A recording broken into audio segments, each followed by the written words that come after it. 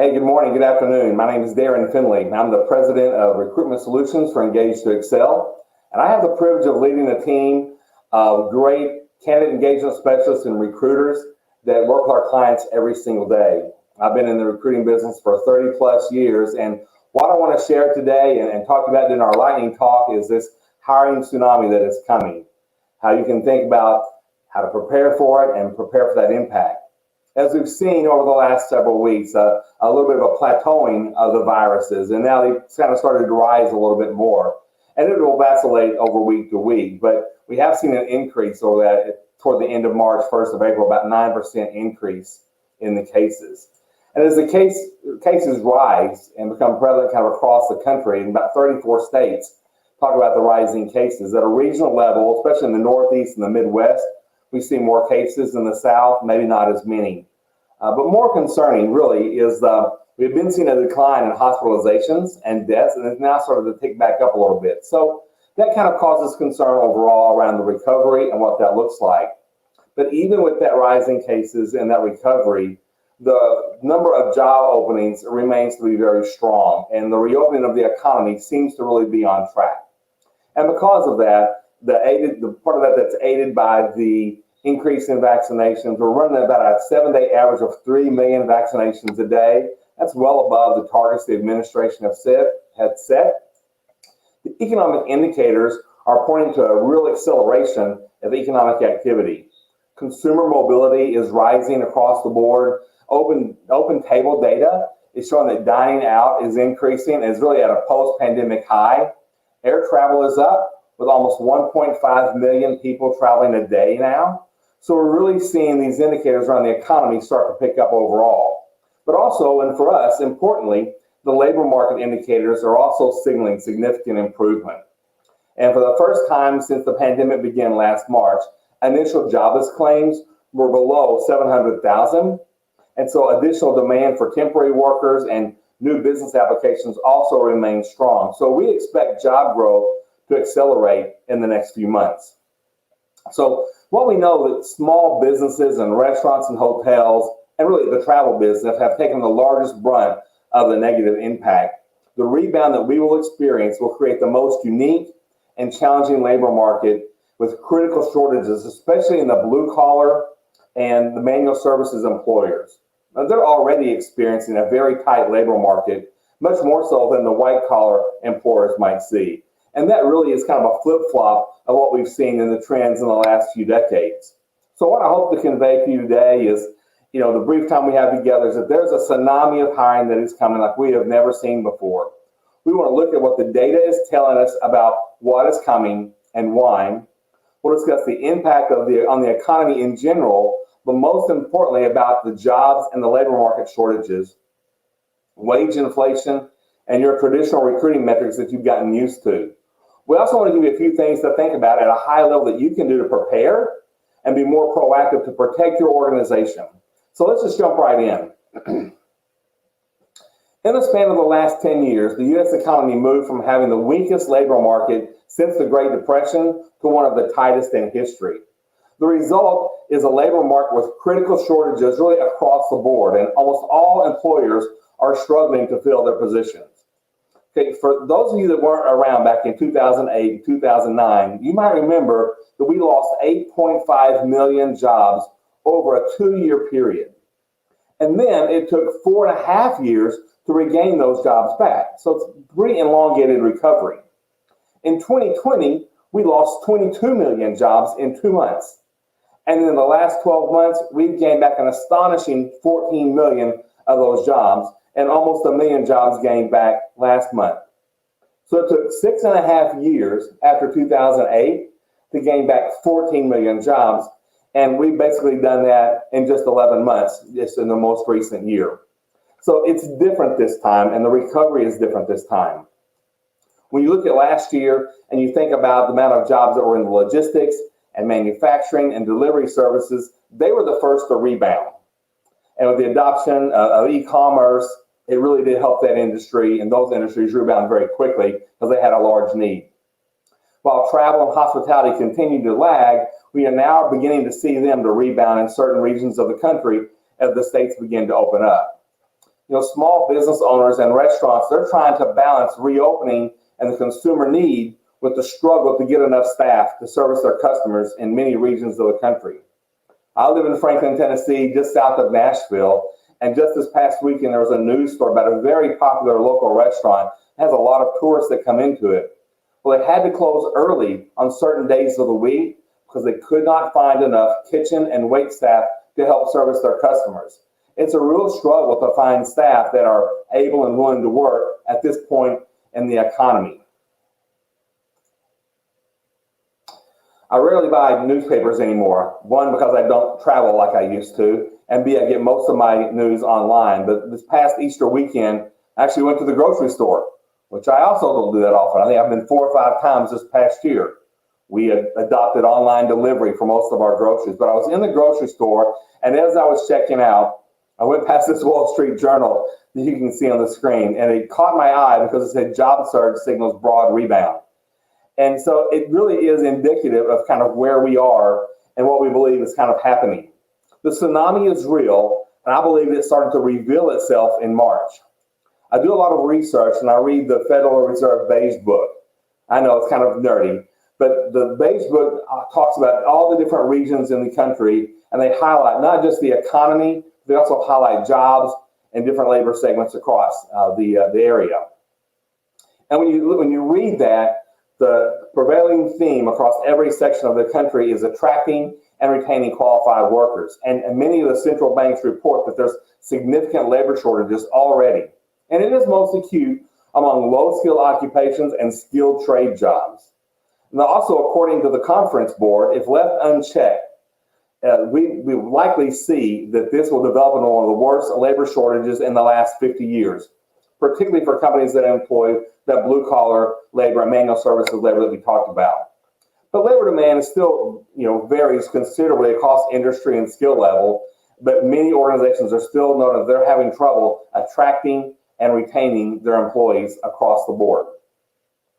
So the constraints on the labor market are also impacted by things like COVID-19, childcare, and unemployment benefits. But overall, the Fed expects improvements to continue in employment levels across the country. And they say along with that, we are likely to see wage increases go across the board as well. So speaking of the Conference Board, as I was doing the research, I found some really interesting data, and they are also signaling very strong job growth over the coming months. Their labor market index rating for March, released just a few weeks ago, was increased significantly from some downward increases that they had done in February. When you think about the aggressive campaign around getting more vaccinations in, it's really progressing quite quickly and could significantly reduce the risk of the spread of the virus over the next couple of months. And so with that, labor-intensive in-person services will continue to reopen, and consumers who are flush with cash, which is a strange word to think about and just how devastating it's been this last year, but consumers are flush with cash and savings. They are now able and willing to go spend that money. So due to those things and strong government stimulus, we're going to see more and more stimulus in the economy and more spending to occur. And all this is going to lead to historically fast employment growth in the coming quarters, with the unemployment rate expected to reach down to around 4% by the end of the year and decline even further into next year.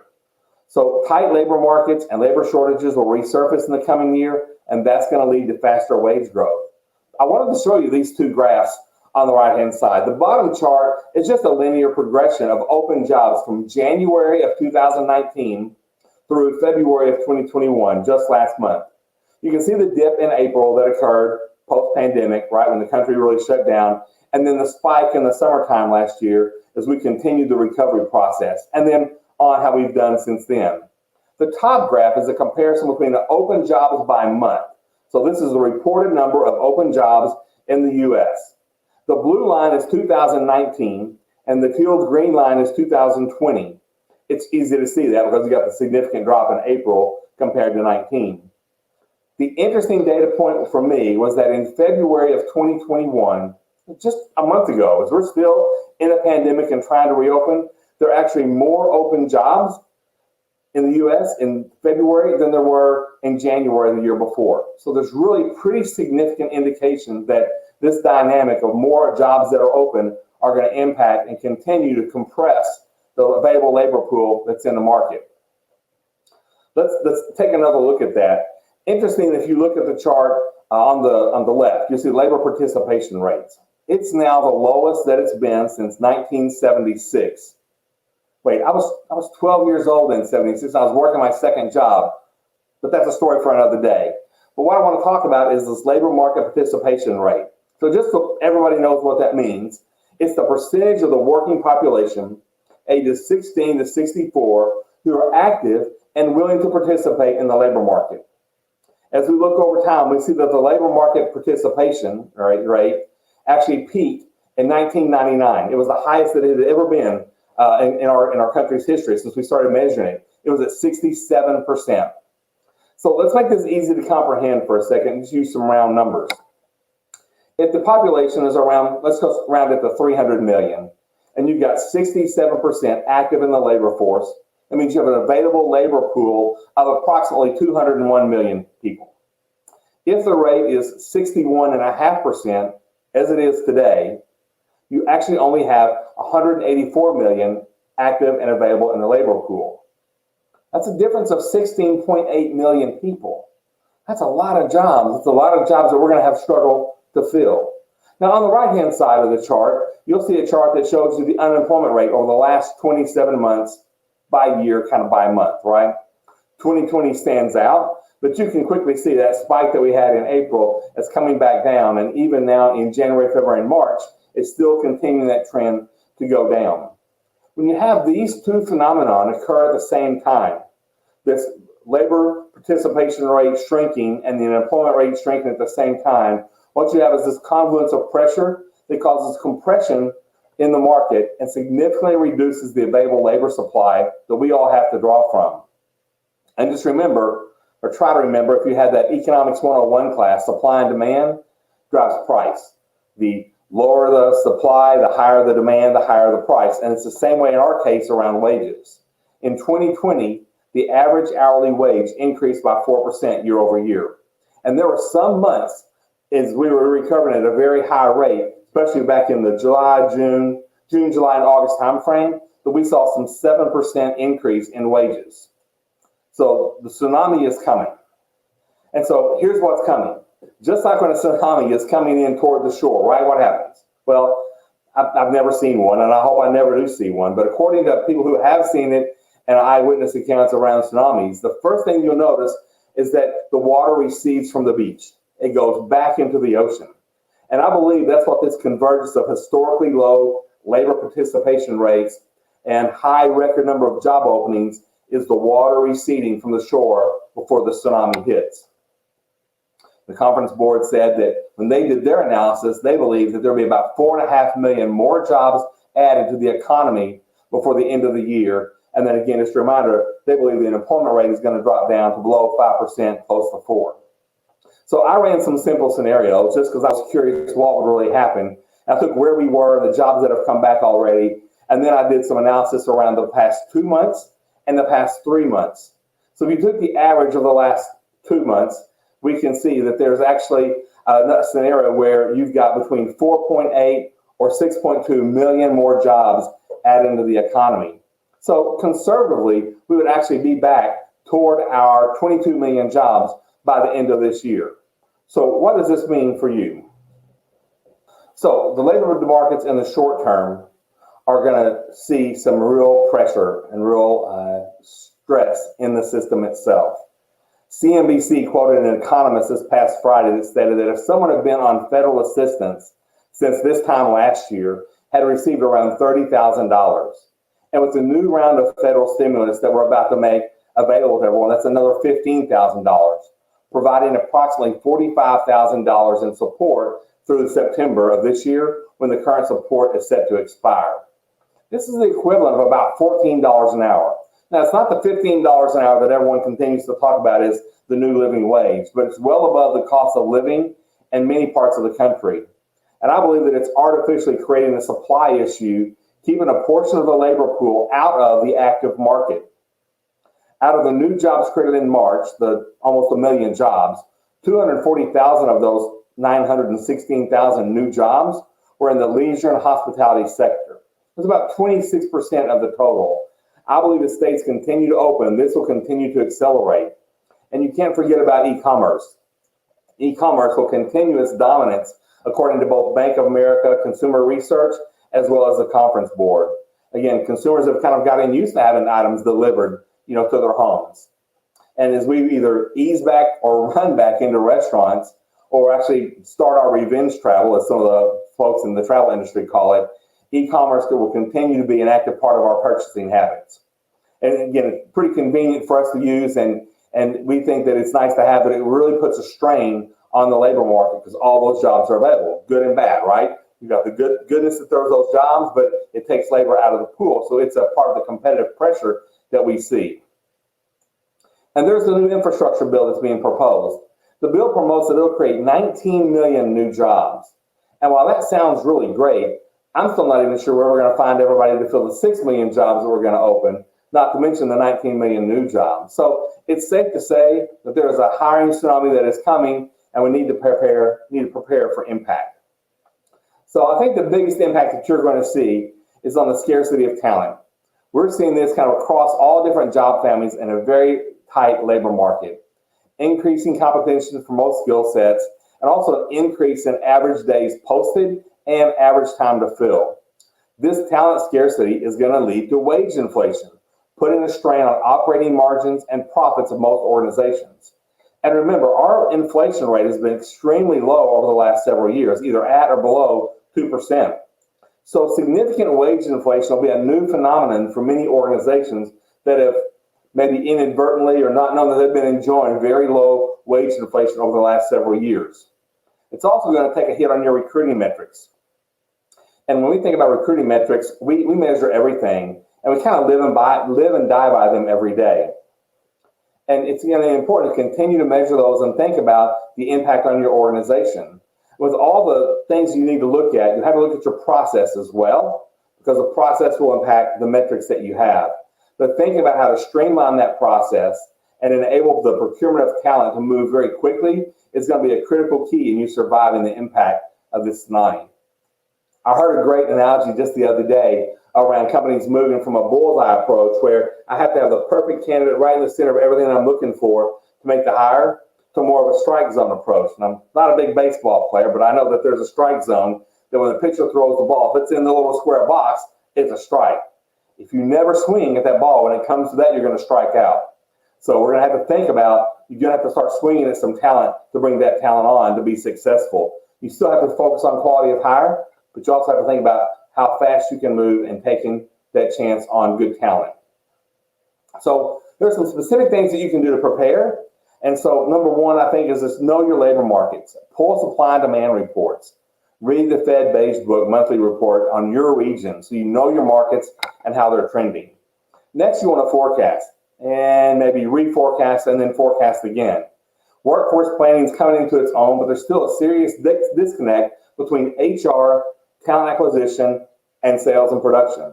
If you want to make your new best friend, go to your sales leader of the organization. Talk about sales forecasting, but then add on that you would support an investment into a tool that helps convert sales forecasts to production numbers to hiring numbers. It'll benefit the entire organization as you begin to get more sophisticated in your approach and know how to be proactive. Number three is just retain who you have.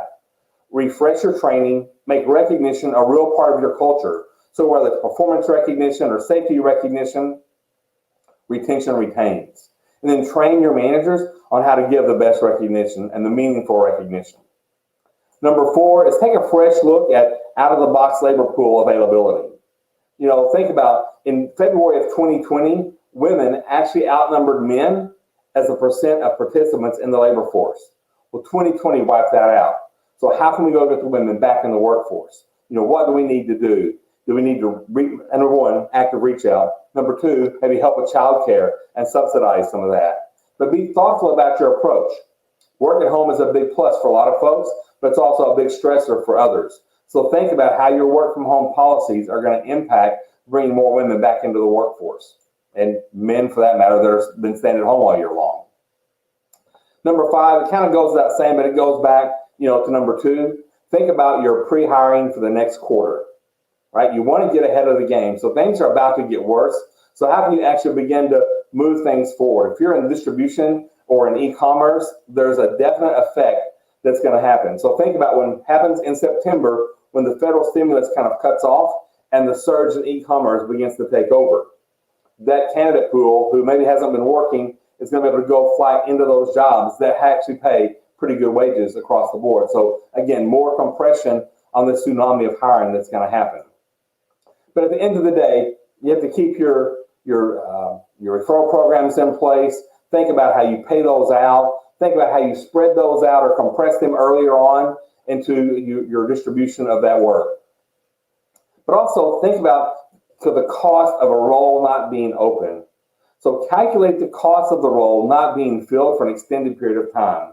If it's a sales role, there's lost revenue. If it's a production role, there's increased production cost and missing revenue or even labor cost that goes into that. If it's a logistics role, think about missing those shipping dates or customer satisfaction. If it's engineering and construction, you're also going to have project delays and maybe even penalties that are going to occur by not getting the projects done on time. At the end of the day, with planning and proactivity, you can ride the wave instead of being crushed by it, or at least maybe move to higher ground. So just remember, know your labor markets, forecast your labor demand and needs, get ahead of it, talk to your leadership, make sure that they know exactly what's about to occur so they can help you plan across the board. Invest early in your branding and your hiring and your training and your recognition and engagement programs. So the time to act is now, as we see the water kind of receding, because we know that it's going to come back and have a tsunami of hiring that's going to occur in the next several months. I would love to have additional conversations with anyone that would like to talk about this and think about strategies that you could use. So feel free to reach out to me at any point in time. I hope you maybe learned something today, or at least had a couple of thoughts pop into your head about how this hiring tsunami is going to impact your organization. Thank you very much for your time. Hope you have a great rest of the day.